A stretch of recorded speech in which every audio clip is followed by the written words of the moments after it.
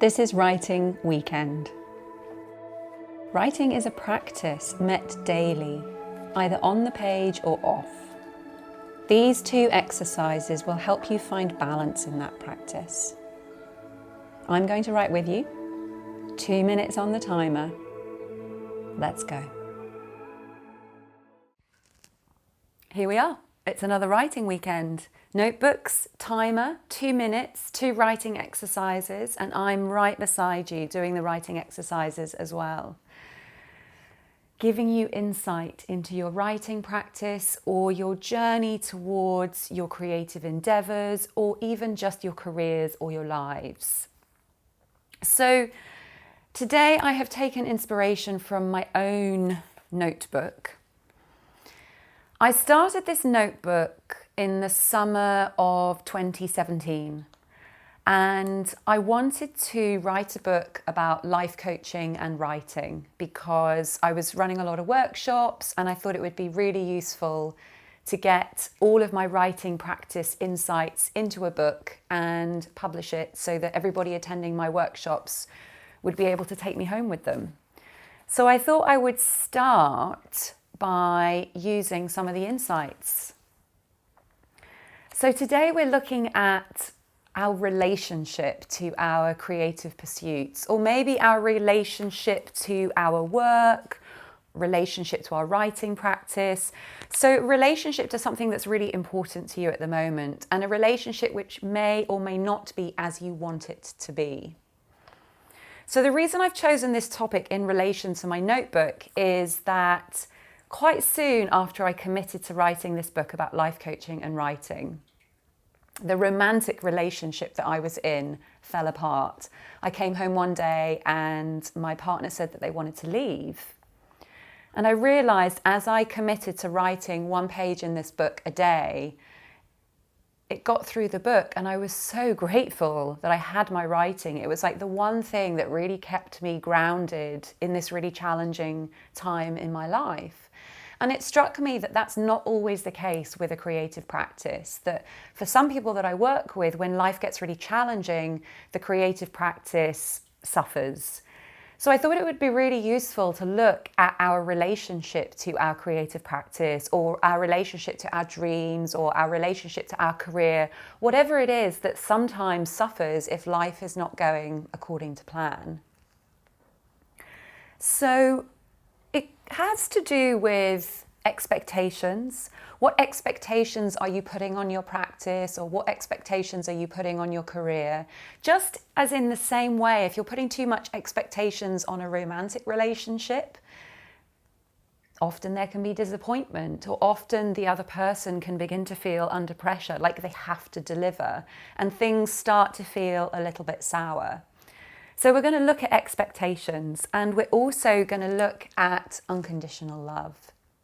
Because when we're in relationship with something, with an energy of unconditional love, it offers freedom. And with freedom, I certainly know with my own experience, creativity, inspiration, it really flourishes. So those are the 2 angles that we're going to look at today. So first of all, decide what relationship you want to take a look at.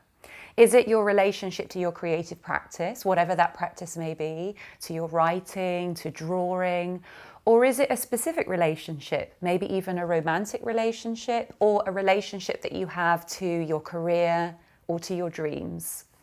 So first of all, just take a moment to get clear about what relationship you want to work. Okay. So the first writing exercise, going to do 2 minutes as we always do, and I'll set the timer and write alongside you. So the first exercise that is going to give us some insight is this. We're looking at expectations. So whatever this thing that you've chosen, whether it's creative practice, a current romantic relationship, your work, what does this thing have to be? Okay, so what box, what terms are you making upon this thing? And it has to deliver, it has to be this thing. So what do you expect of it? Okay, So the prompt is, what does this area that you have chosen to work in, what does this area have to be? Okay, 2 minutes, off you go.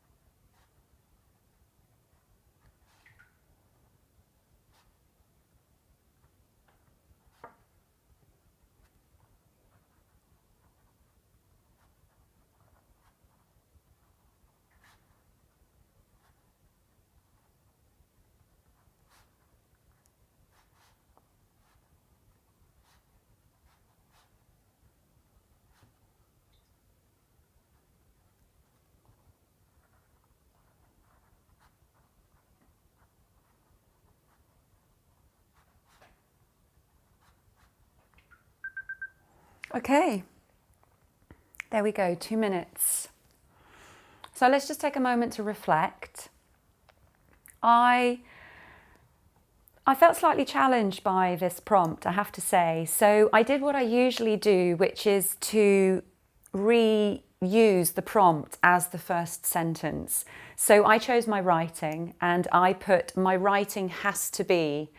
And the next word that I found that came up was fulfilling. And I think in that word, it really showed me what expectations I was putting on my writing. It has to be fulfilling, like, gosh, so that means that it can't be crummy, it can't be unsatisfying, I can't have a dud day. So I really started to get an idea of what expectations I was putting on my writing, and that if my writing were a thing, a person, that kind of pressure would be quite a lot. Like if someone put that pressure on me that I had to always fulfill them, I'd be like, oh my God, I'm kind of running out of ideas after like the first week.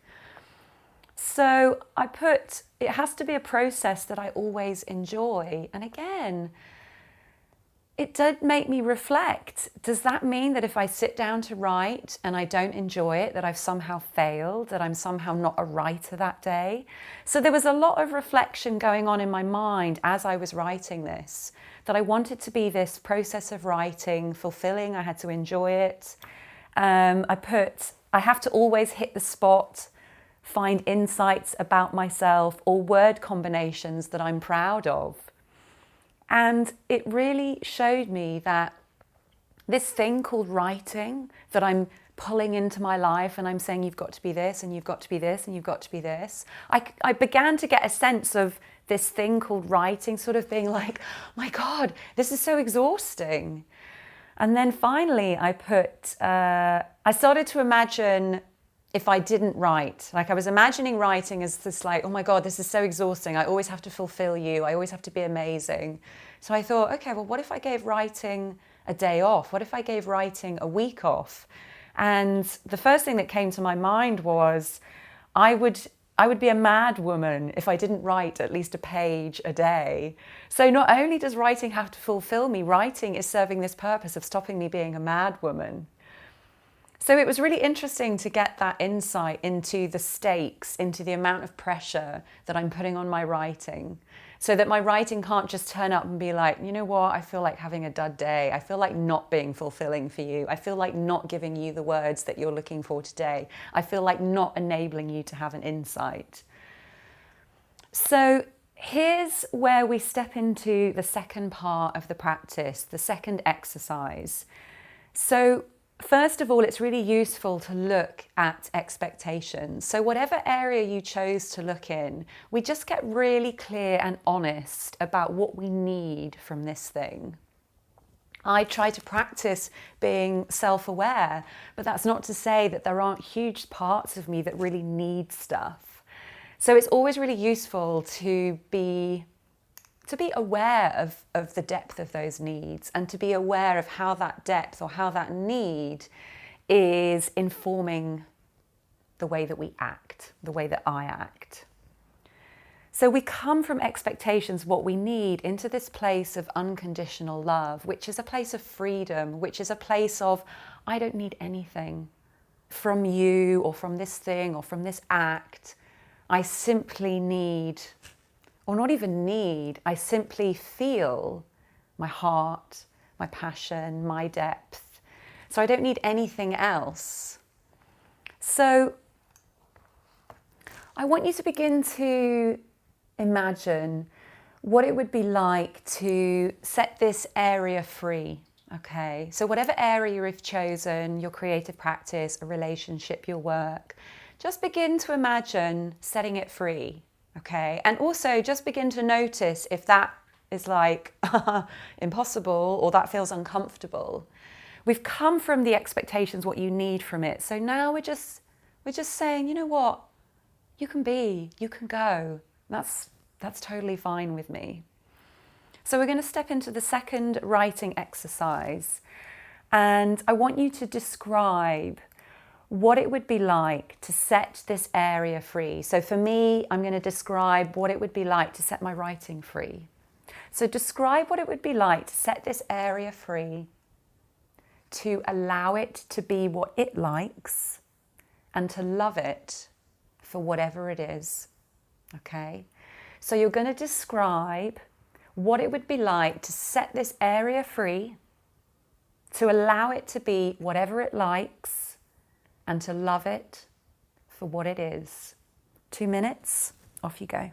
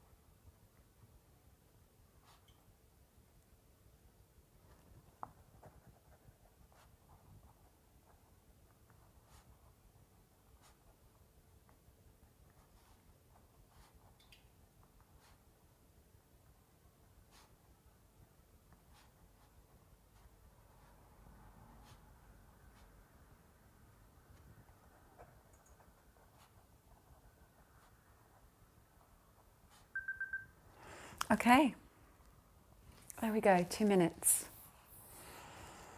So how was that one for you?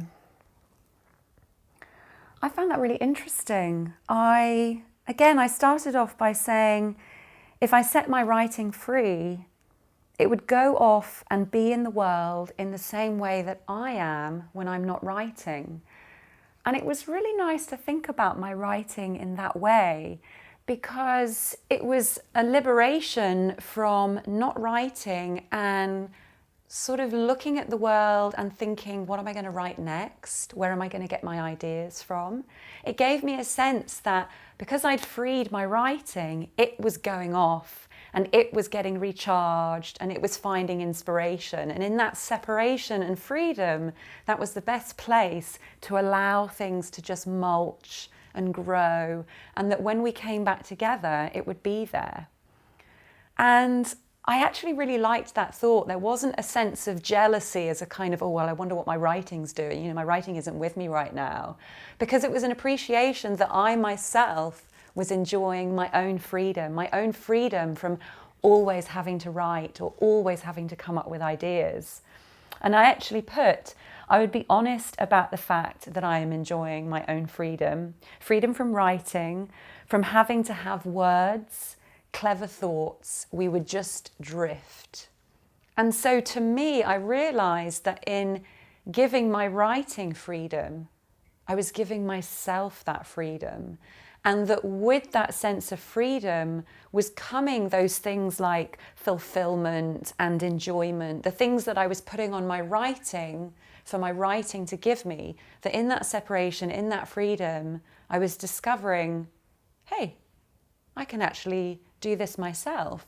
And so that it meant that when I came back with my writing, there wasn't going to be this sense of expectation, because I already had the fulfillment that I was looking to my writing to give.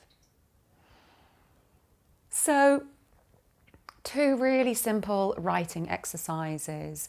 We can find so much self-awareness through words on the page, through just putting down our thoughts as they come to us. And even just 2-minute exercises like that can bring things up that we just didn't realize were there. So take this into your weekend, into your week ahead. Allow those insights to just continue to grow and continue to inform you, and continue to inform your practice, your journey, your career, your relationship. And if you like the way that I work with these questions, with the writing, then you will absolutely love coming to one of my live events. I run them in Nottingham, I run them in London, and they're absolutely free. And so we do the same thing, but we do it over an hour and a half, and there's always a theme. So check out the website and find out what the theme for the next month is going to be. And I would love to see you there in the flesh, without this camera getting between us, and to continue to life coach, to write, and journey through life in a way that can bring happiness. So I will see you next Saturday. Take care.